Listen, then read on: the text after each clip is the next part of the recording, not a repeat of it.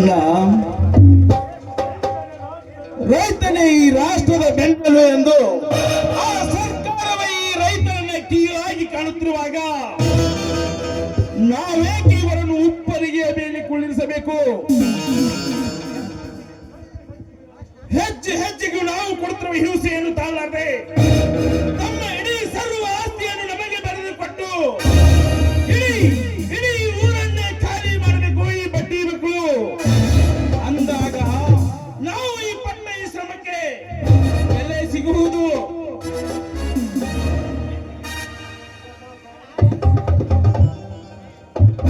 ಪ್ರತಾಪ, ಈ ನಿಮ್ಮ ಅಣ್ಣ ದನಿ ಎನಿಸಿಕೊಳ್ಳಬೇಕಾದ್ರೆ ಸ್ವಂತ ಸೋದರ ಮಾವನನ್ನೇ ಕೊಲೆ ಮಾಡಿ ಅವನ ಕೈಯಲ್ಲಿ ಕೆಲಸ ಮಾಡುವ ನಾನು 10 ಹಳ್ಳಿ ಅಧಿಕಾರ ವಹಿಸಿಕೊಂಡೆ. ಇನ್ನು ಈ ರೈತರನ್ನ ಜೀವಂತ ಬಿಡುತ್ತೇನೆಂದು ತಿಳಿದುಕೊಂಡಿದ್ಯಾ? ಇವರಿಗೆ ಸಾಲದ ಮೇಲೆ ಸಾಲ ಹಾಕಿಸಿ ಸರಿಗೆ ಸಣ್ಣಾಗಿಸಿ ಸುಡುಗಾಡು ಸೇರಿಸುತ್ತೇನೆ. ಸುಡುಗಾಡು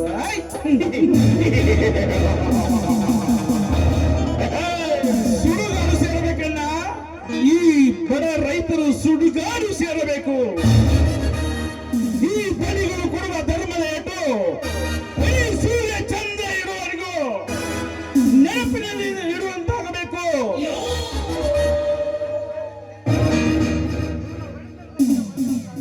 ಇವರ ಮುಂದೆ ಇವರಿಗೆ ಹುಟ್ಟತಕ್ಕಂತ ಮಕ್ಕಳು ಕೂಡ ನಮ್ಮನ್ನ ನೋಡಿದ್ರೆ ತಲೆ ತಗ್ಗಿಸಿ ಹೋಗಬೇಕು ವಿನಃ ತಲೆ ಎತ್ತಿ ಹೋಗಬಾರದು. ತಲೆ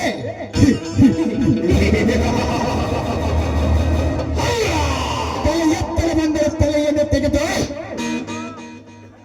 ಹೆಣದ ರಾಶಿಯನ್ನು ಬೆಟ್ಟದಾಟಾಗಿ ಒಟ್ಟಲು ಸಿದ್ಧನಿರುವನು ಈ ವೆಂಕಟಗೌಡ. ನೋಡು ಪ್ರತಾಪ್, ನಾವು ಕೇಳಿದಷ್ಟು ಹಣವನ್ನು ತಂದು ಕೊಡುವ ಈ 4 ಜನರು ಬಾಯಿಗೆ ಬಂದಂತೆ ಬಗೆದಂತೆ. ಅದಕ್ಕೆ ಇವರಿಗೆ ಚಿಕ್ಕ ವಿಷಯವನ್ನು ಕೊಟ್ಟು ಸಾಯಿಸಿ ಬಿಡು. ಅದನ್ನ ಯಾವ ಕೇಳ್ತಾನೋ ನಾನು ನೋಡ್ತೇನೆ. ಬೇಡದನಿ ಬೇಡ. ರೈತರಿಗೆ ತನ್ನ ಸಂಸಾರವನ್ನೇ ನೀಗಿಸಿಕೊಂಡು ಹೋಗುವುದು ಬಹಳ ಕಷ್ಟವಾಗಿದೆ. ಹಂತದಲ್ಲಿ ನೀವು ದಿನಕ್ಕೊಂದು ಕಾನೂನನ್ನು ತಂದು ಜಿದಳೆಯಂತೆ ರೈತರ ರಕ್ತವನ್ನು ಹೀರಿದರೆ ರೈತರ ಮುಂದಿನ ಬಾಳು ಹೇಗಿದೆ?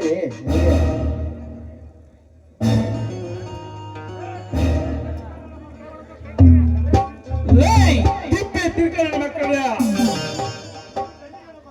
ನಾವು ಮಾಡಿದ ಹತ್ಯೆ ಇದು.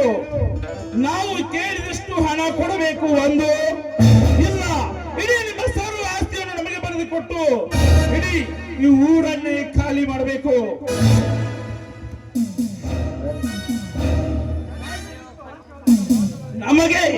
ನಮಗೆ ಎದುರು ನಿಂತು ಅಹಂಕಾರದಿಂದ ಮಾತಾಡ್ತಿರೋಣ ಬಡ್ಡಿ ಮಕ್ಕಳ, ನಿಮ್ಮನ್ನ ಸಾಯಿಸೇ ಬಿಡ್ತೀನಿ.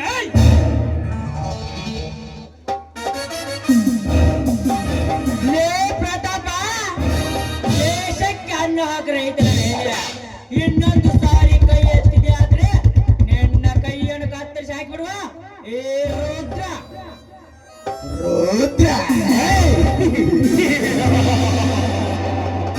ರುದ್ರ ನೀನೇಕೆ ಇಲ್ಲಿಗೆ ಬಂದೆ? ಇದು ವೆಂಕಟಗೌಡನ ಮನೆ. ನನ್ನ ಮನೆಯೊಳಗೆ ಬರೋದಕ್ಕೆ ನಿನಗೆ ಪರ್ಮಿಷನ್ ಕೊಟ್ಟವರು ಯಾರು? ಸುಮ್ಮನೆ ಇಲ್ಲಿಂದ ಹೊರಟು ಹೋದರೆ ಸರಿ, ಇಲ್ಲವಾದರೆ ನಿನ್ನನ್ನು ಇದೇ ಕೊಟ್ಟ ಜನ ನಿನ್ನನ್ನು ನೋಡಬೇಕಾಗುತ್ತೆ. ಎಚ್ಚರ.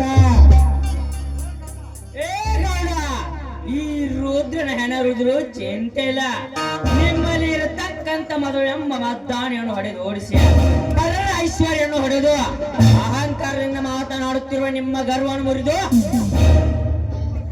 ನಿಮ್ಮ ಕಬೆ ಮಸ್ತಿ ಸಿಕ್ಕ ರೈತರನ್ನು ರಕ್ಷಿಸಿಕೊಂಡು ಹೋಗುತ್ತೇನೆ.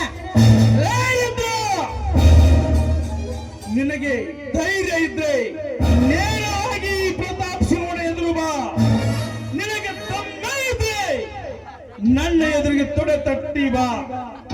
ಅದನ್ನೆಲ್ಲ ಬಿಟ್ಟು ಪರರ ಚಿಂತೆಯನ್ನು ಮಾಡಿ ಚಿಂತೆ ಏರಿ ಹೋಗಬೇಡ ಈ ಯಮದೂತರ ಕೈಯಲ್ಲಿ. ಲೇ ಪ್ರತಾಪ, ನಿಮ್ಮಂತ ಯಮದೂತರನ್ನು ತಿರುಮರು ಮಾಡಿ ರೈತರ ಬಳಿಗೆ ಗಟ್ಟಿ ಜಗುವ ಸರಪಳಿ ಹಣ್ಣು ಮರಳಿ ನಿಮ್ಮ ಕೊರಳಿಗೆ ಗಟ್ಟಿ ಸುಟ್ಟು ಹಾಕಲು ಸಿದ್ಧನಾಗಿ ಬಂದಿರುವ ಈ ರುದ್ರ. ಲೇ ರುದ್ರ, ಅತಿ ಆಯ್ತು ಮಾರಿ ನಿಂದು.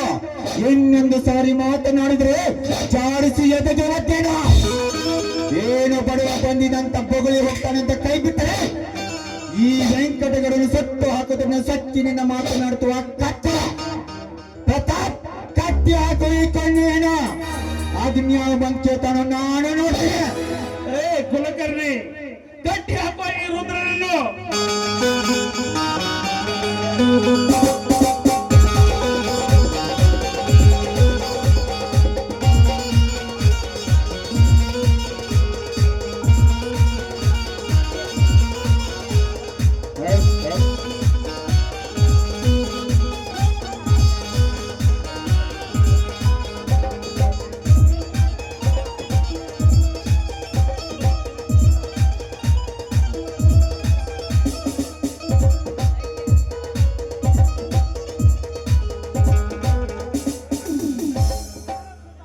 ಲೇ ಪ್ರತಾಪ, ಕಟ್ಟಿ ಹಾಕಿದ್ದೇನೆ ಎಂದು ಹೆಚ್ಚು ಮಾತನಾಡಬೇಡ.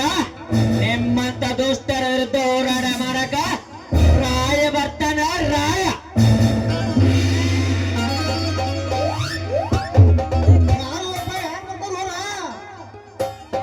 ರಾಯ ಬರ್ತಾನ. ರಾಯ ನೀವು ಮಾಡುವ ಹಲಕಟ್ಟವರನ್ನು ಧೂಳಿ ಪಟ ಮಾಡಲು ನಿಮ್ಮ ಮನೆಯೊಳಗೆ ಬಂದು ನಿಮ್ಮ ಎದುರಿಗೆ ನಿಂತು ತೊಡೆ ತಟ್ಟೆಲ್ಲ ತಾನ. ತಮ್ಮ ರುದ್ರಣ್ಣ, ರಾಯಾಗ ಈ ವಿಷಯ ಯಾರು ಹೇಳು ತಮ್ಮ? ನಾ ಹೇಳೇನೆ ಕುಲಕರ್ಣಿ, 1-9 ಹಚ್ಚಿ ಲೆಕ್ಕ ಮಾಡೋ ಮೊದಲು ನಿಂದೈತಿ ಸುಳ್ಳು ಲೆಕ್ಕ. ಹಿಂದ ಪಕ್ಕ ಮರಿಸಿಕೊಂಡು ಆ ಗೌಡಿಗದ ಆಮೇಲೆ ಐತಿ. ಯಪ್ಪ ರುದ್ರಣ್ಣ, ನಿನ್ನ ಕೈ ಮುಗಿತೀನು. ಆ ರಾಯ ಈ ಮನಿ ಬರೋಕಂದ್ರೆ ಮೊದಲು ಇವ್ರನ್ನ ಕರ್ಕೊಂಡು ಹೋಗ್ಬೇಡ. ಗೌಡ್ರಿಗೆ ನಾ ಹೇಳ್ಕೊತನ, ಗೌಡ್ರ ಇವ್ರನ್ನ ಬಿಟ್ಬಿಡ್ರಿ. ಆ ರಾಯ ಬಂದಂದ್ರೆ ಎಡವಟ್ಟ ಆಗಿಬಿಡ್ತೈತ್ರಿ. ಗೌಡ್ ಬಿಟ್ಬಿಟ್ರಿ ಅವ್ರನ್ನ ಹೋಗ್ಲಿ. ರಾಯ ರಾಯ ರಾಯ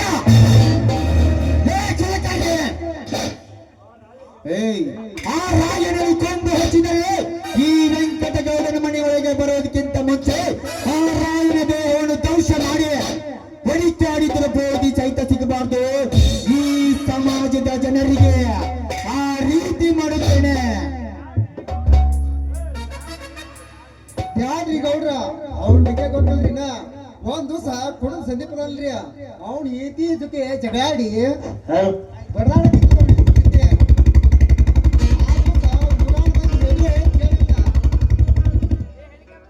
ಊರಾಣ ಮಂದಿ ಹೇಳ್ರು ಕೇಳಲ್ಲ. ಯಾಕಾಡಿದ್ರ ಬಾಂದೆ ಆಮೇಲೆ ರಾಯ ಹಿಂಗ ಹಿಂಗ ಹಿಂಗ ಬಾಂದ ಹಿಂಗ ಸರದ್ದು ತೊಂದು ಪಟ್ಟ ಪಾಟ್ರಿ. ಇನ್ನೂವರೆಗೂ ಮಠಾನು ಸೇರಿಲ್ಲವ, ದವಾಖಾನೆ ಹೋಗಿಲ್ಲ. ಏ ಕುಲಕರ್ಣಿ, ಹೇಳಿತನದ ಮಾತನಾಡಿ ಭಯಪಡಿಸಲು ಬರಬೇಡ ನಮ್ಮನ್ನು. ಆ ರಾಯ ಅಷ್ಟ ಅಲ್ಲ, ದ್ವಾಪರ ಯುಗದ ಭೀಮ ಕೂಡ ಬಂದ್ರು ಅವನನ್ನ ಎದುರಿಸಿ ರಕ್ತ ಕುಡಿಯುವ ಸಂಹಾರ ಮಾಡುವ ಶಕ್ತಿ ನಮ್ಮ ಈ ಗೌಡರಲ್ಲಿದೆ.